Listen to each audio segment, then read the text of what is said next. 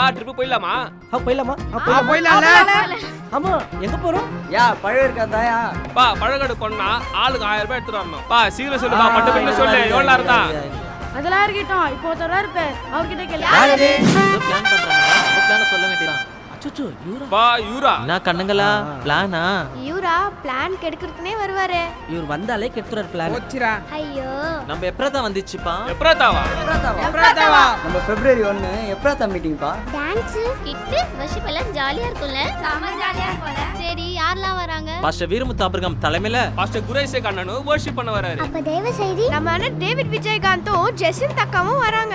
அப்ப செமையா இருக்கும்ல. எங்க தெரியுமா நடக்குது? வாவுசி நகர் சமூக நல கூடம், வாவுசி நகர் 1வது தெரு, புளியந்தோப்பு, சென்னை 12ல நடக்குதுங்க. நீங்களும் வந்துருங்க.